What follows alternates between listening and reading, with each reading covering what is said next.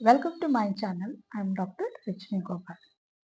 നമ്മുടെ സമൂഹത്തിൽ crime rate വളരെയധികം വർദ്ധിച്ചുകൊണ്ടിരിക്കുകയാണ്, പ്രത്യേകിച്ചും യങ്ങർ ജനറേഷനിൽ. എന്തുകൊണ്ടാണ് ചെറുപ്പക്കാരുടെ ഇടയിൽ ഇത്രയധികം ക്രൈം വളരുവാനുള്ള കാരണമെന്ന് പരിശോധിക്കാം. 10-15 വർഷത്തെ ക്രൈം റേറ്റുകൾ പരിശോധിച്ചാൽ നമുക്കൊരു കാര്യം വ്യക്തമാണ്. ക്രൈം റേറ്റ് കൂടിക്കൊണ്ടിരിക്കുകയാണ്. അത് എല്ലാ ഏജ് ഗ്രൂപ്പിലും കൂടുന്നുണ്ട്, ആൺ പെൺ വ്യത്യാസമില്ലാതെ കൂടുന്നുണ്ട്. പക്ഷെ പ്രത്യേകിച്ചും യങ്സ്റ്റേഴ്സിൽ ക്രൈം കൂടുതലായിട്ടാണെന്ന് കാണുവാൻ കഴിയും. എന്തുകൊണ്ടാണ് ഇത് സംഭവിക്കുന്നത്? ക്രൈം റേറ്റ് കൂടുന്നതിന് പല കാരണങ്ങളുണ്ട്. സാമ്പത്തികമായിട്ടുള്ള പ്രശ്നങ്ങൾ, സാമൂഹ്യമായിട്ടുള്ള ഇഷ്യൂസ്, പൊളിറ്റിക്കൽ ആയിട്ടുള്ള റീസൺസ്, അങ്ങനെ പലതും ക്രൈം റേറ്റ് കൂടുവാനായിട്ട് കാരണമാകുന്നുണ്ട്.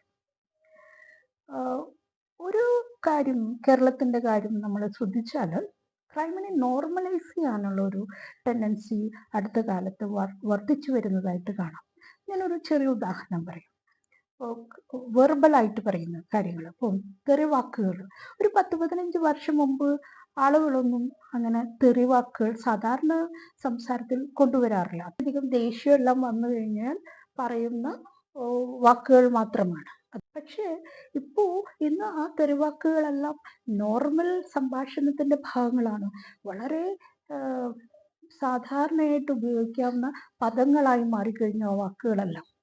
അപ്പോൾ അത് റിഫ്ലക്റ്റ് ചെയ്യുന്നത് സമൂഹം ക്രൈമിനെ അല്ലെങ്കിൽ തെറ്റായ രീതികളെ നോർമലൈസ് ചെയ്യുന്നു എന്നുള്ളതിൻ്റെ ഒരു ഉദാഹരണമാണ്.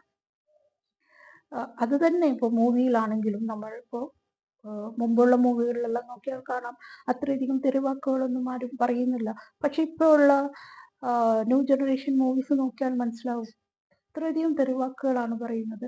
അപ്പോൾ സമൂഹത്തിൻ്റെ ഒരു റിഫ്ലക്ഷൻ ആണ് മൂവിയും. അതുകൊണ്ടാണ് ഞാനത് പറഞ്ഞത്. അപ്പോൾ സിനിമയിൽ കാണിക്കുന്നു, അത് സമൂഹത്തിലുള്ള കാര്യങ്ങൾ സിനിമയിൽ കാണിക്കുന്നു, സിനിമയെ കോപ്പി ചെയ്തിട്ട് വീണ്ടും ആളുകൾ പറയുന്നു. അപ്പോൾ ആ നോർമലൈസ് ചെയ്ത് കൂടുതൽ നോർമലൈസേഷനിലേക്ക് പോവുകയും ചെയ്യുന്നു. വേറൊരു റീസൺ എന്ന് പറയുന്നത് വീഡിയോ ഗെയിംസ് തന്നെയാണ്.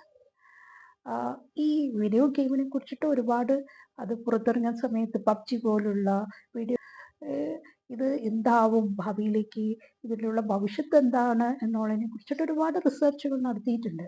ഇന്നിപ്പോൾ നമ്മൾ അതിൻ്റെ അനന്തരഫലങ്ങളാണ് കണ്ടുകൊണ്ടിരിക്കുന്നത്. കാരണം പബ്ജി അതുപോലുള്ള ക്രൈം റിലേറ്റഡ് ആയിട്ടുള്ള ഗെയിം കളിച്ചു വളർന്ന കുട്ടികളാണ് ഇപ്പോൾ ഉള്ള എല്ലാ യങ്സ്റ്റേഴ്സും.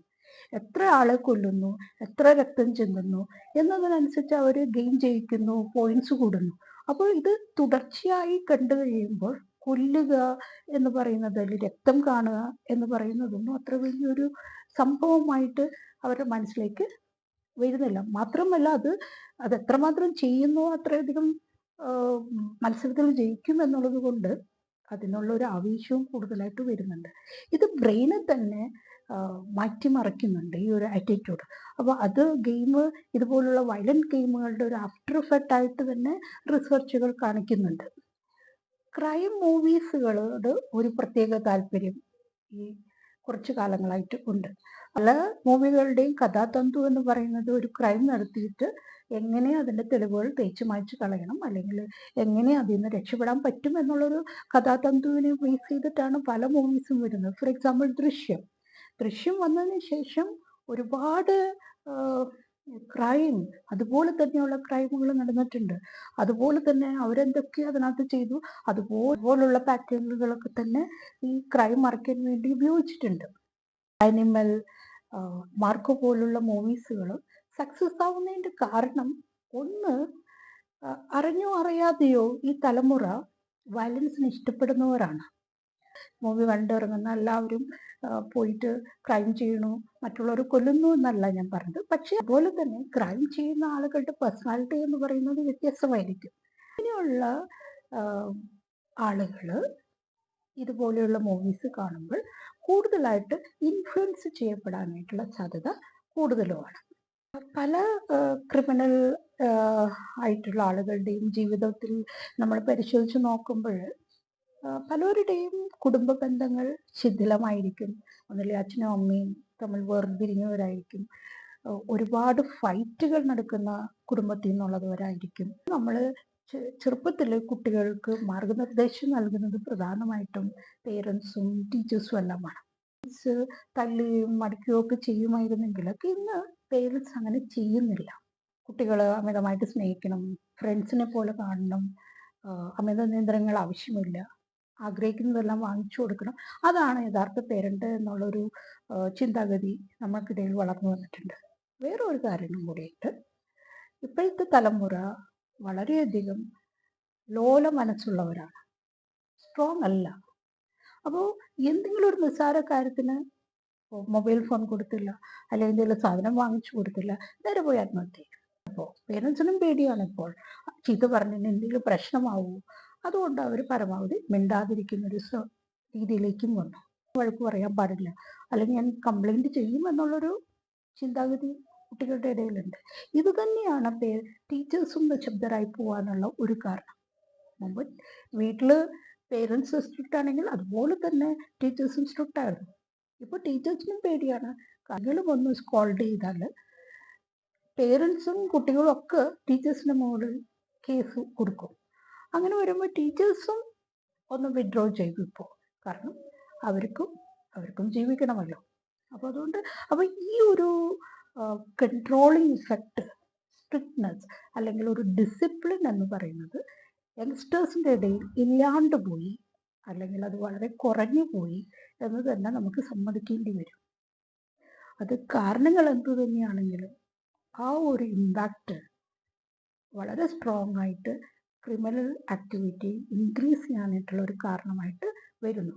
കാരണം ഈ സ്ട്രിക്ട്നെസ്സും ഡിസിപ്ലിനും ഇല്ലാതെ വരുമ്പോൾ സ്വയം കൺട്രോൾ എന്ന് പറയുന്ന വസ്തുതയും അഫക്റ്റഡ് ആവുന്നുണ്ട്.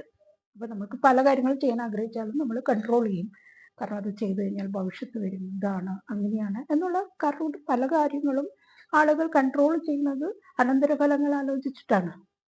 ഇപ്പോഴത്തെ തലമുറയ്ക്ക് അത് കൺട്രോൾ ചെയ്യാനുള്ള കഴിവില്ല. കാരണം അവരെ സംബന്ധിച്ചോളം എന്തും അപ്പോൾ തന്നെ ലഭിച്ച് സാറ്റിസ്ഫാക്ഷനോടുകൂടിയാണ് അവർ ജീവിക്കുന്നത്. അപ്പോൾ അവരെല്ലാ കാര്യങ്ങൾക്കും വെയിറ്റ് ചെയ്യാനോ കൺട്രോൾ ചെയ്യാനോ ഉള്ള മനസ്ഥിതി വരുന്നില്ല എന്നുള്ളത് തന്നെയാണ് ഒരു കാരണം. മറ്റൊന്ന് ലഹരിയുടെ ഉപയോഗം തന്നെയാണ്. ലഹരി ഇപ്പോൾ സ്കൂൾ കുട്ടിക്ക് പോലും ലഭിക്കാവുന്ന അത്ര, ഒരു മിഠായി പോലും ലഭിക്കാവുന്ന അത്ര തകർച്ചയുടെ വക്കിലാണ് നമ്മുടെ സമൂഹം എത്തിയിരിക്കുന്നത്. ലോ ആൻഡ് ഓർഡർ തീർച്ചയായിട്ടും അഫക്റ്റഡ് ആയിട്ടുണ്ട്. ഏതൊരു സ്ഥലത്തും മദ്യവും മയക്കുമരുന്നും ലഭ്യമാണെങ്കിൽ ക്രൈം റേറ്റ് കൂടുതലായിരിക്കും. കേരളത്തിൻ്റെ അവസ്ഥയും അതുതന്നെയാണ്. മദ്യവും ലഹരിയും എല്ലാം എപ്പോഴും അവൈലബിൾ ആയതുകൊണ്ട്, കൊച്ചുകുട്ടികൾക്ക് പോലും അവൈലബിൾ ആയതുകൊണ്ട് അതിൻ്റെ ഉപയോഗം കൂടുതലാവുന്നു. അതുകൊണ്ട് തന്നെ ക്രൈം റേറ്റും അധികമായിക്കൊണ്ടിരിക്കുകയാണ്. ഓരോന്ന് ഈ ലഹരി ഉപയോഗിക്കുന്നത് കൊണ്ട് മാനസിക വിഭ്രാന്തിയും പ്രശ്നങ്ങളും വരുന്നുണ്ട്. പല ആളുകളും മെൻ്റലി സ്റ്റേബിൾ അല്ല. ഇപ്പോൾ ഏകദേശം കണക്കൊക്കെ എടുത്ത് നോക്കി എനിക്ക് തോന്നുന്നു അബ്രോഡിലുള്ള ഏകദേശം റേറ്റ് തന്നെ യങ്സ്റ്റേഴ്സിൻ്റെ ഇടയിൽ മെൻ്റൽ ഇൽനെസ് വരുന്നുണ്ടെന്നുള്ളതാണ് മനസ്സിലാക്കാൻ സാധിക്കുന്നത്. കാരണം മദ്യവും മയക്കുമരുന്നും അവരെ ഒരുപാട് തകർത്തിരിക്കുന്നു. കാരണം ഇതെല്ലാം നേരെ ബ്രെയിനാണ് എഫക്റ്റ് ചെയ്യുന്നത്. അപ്പോൾ മാനസികാരോഗ്യം എന്ന് പറയുന്നത് തകർന്നു കഴിഞ്ഞിരിക്കുന്നു. പ്രണയബന്ധങ്ങൾ, പ്രണയ തകർച്ചകൾ, വിശ്വാസക്കുറവുകൾ, ഒരുപാട് റിലേഷൻഷിപ്പ് ഇഷ്യൂസ് എല്ലാം കടന്നു പോയിക്കൊണ്ടിരിക്കുകയാണ് ഇപ്പോഴത്തെ തലമുറ. അപ്പോൾ അവരൊരു ചെറിയൊരു വയസ്സിനിടയിൽ, ഒരു 10-20 വയസ്സിൻ്റെ ഇടയിൽ തന്നെ വലിയൊരു ജീവിതം ജീവിച്ചു കഴിഞ്ഞു.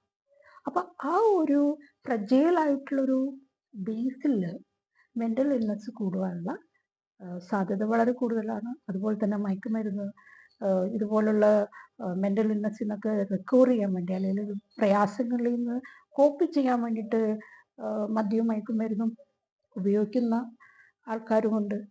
അത് വീണ്ടും അവരെ കൂടുതലായിട്ട് മാനസിക പ്രശ്നങ്ങളിലേക്ക് എത്തിപ്പെടുകയും ക്രൈം ചെയ്യാനുള്ള സാഹചര്യങ്ങൾ ഒരുക്കുകയും ചെയ്യുന്നുണ്ട്. പറഞ്ഞ കാര്യങ്ങളിനകത്ത് ഏറ്റവും കൂടുതൽ പ്രോബ്ലമാറ്റിക് ആയിട്ട് ഞാൻ കാണുന്നത് ലഹരിയുടെ ഉപയോഗം തന്നെയാണ്. ലഹരി ഇത്രയധികം അവൈലബിൾ ആണ് കുട്ടികൾക്ക് എന്ന് പറയുന്നത് വളരെ പേടിയോടുകൂടി കാണേണ്ട ഒരവസ്ഥയാണ് ഇന്ന് കേരളത്തിൽ. ഏത് സമയത്തും ആരെ വേണമെങ്കിലും ആക്രമിക്കപ്പെടാം, കൊല്ലാം. നമ്മൾ തുടർച്ചയായിട്ട് കേട്ടുകൊണ്ടിരിക്കുകയാണ് കൊലപാതകങ്ങൾ ലഹരി ഉപയോഗിച്ച് മാനസിക വിഭ്രാന്തി വന്ന് ആളുകളെ കൊല്ലുന്നു, ലഹരി കിട്ടാത്തത് കൊണ്ടുള്ള മാനസിക വിഭ്രാന്തി വന്ന് ആൾക്കാരെ കൊല്ലുന്നു. അങ്ങനെ ഒരു സീരീസ് ഓഫ് ഇൻസിഡൻസ്, ക്രൈംസ് നമ്മളിപ്പോൾ കേട്ടുകൊണ്ടേയിരിക്കുകയാണ്. ഒരു 2025 തന്നെ എത്രയധികം ക്രൈമുകളാണ് ഇപ്പോൾ നമ്മൾ കേട്ട് കഴിഞ്ഞത്. അപ്പോൾ നമ്മൾ വിജിലൻ്റ് ആയിട്ടിരിക്കുക എന്നുള്ളത് തന്നെയാണ് ഏറ്റവും ഇമ്പോർട്ടൻ്റ്. നമ്മുടെ കുട്ടികൾ എവിടെ പോകുന്നു, ആരോട് കൂട്ടുകൂടുന്നു, അവരെന്താണ് ചെയ്യുന്നത്, അവർക്ക് എന്താണ് പ്രശ്നങ്ങളുള്ളത്, അവർ ലഹരി ഉപയോഗിക്കുന്നുണ്ടോ എന്നുള്ളത് നമ്മൾ ശ്രദ്ധിച്ചേ പറ്റൂ. അവരുടെ ബാഗ് ഇടയ്ക്ക് ചെക്ക് ചെയ്യുക, ഡ്രസ്സ് പോക്കറ്റുകളൊക്കെ ഒന്ന് ചെക്ക് ചെയ്ത് നോക്കുക ഇടയ്ക്ക്. അവരുടെ സ്വഭാവത്തിൽ എന്തെങ്കിലും കാര്യമായിട്ടുള്ള പ്രശ്നങ്ങളുണ്ടോ എന്ന് നോക്കുക. പേരൻസ് വിജിലൻ്റ് ആയിട്ടിരിക്കുക എന്നുള്ളത് തന്നെയാണ് ഇമ്പോർട്ടൻ്റ്. കാരണം നിയമങ്ങൾക്ക്, പോലീസിനും ഒരു പരിധിയുണ്ട്. കാരണം ഈ മാഫിയ, ഈ ലഹരി മാഫിയ എന്ന് പറയുന്നത് വളരെ സ്ട്രോങ് ആയിട്ട് പോയിക്കൊണ്ടിരിക്കുകയാണ്. അപ്പോൾ നമ്മുടെ കുട്ടികളെ രക്ഷിക്കുക എന്ന് പറയുന്നത് മെയിനായിട്ട് പേരൻസിൻ്റെ റെസ്പോൺസിബിലിറ്റി ആയിട്ട് തന്നെയാണ് വരിക.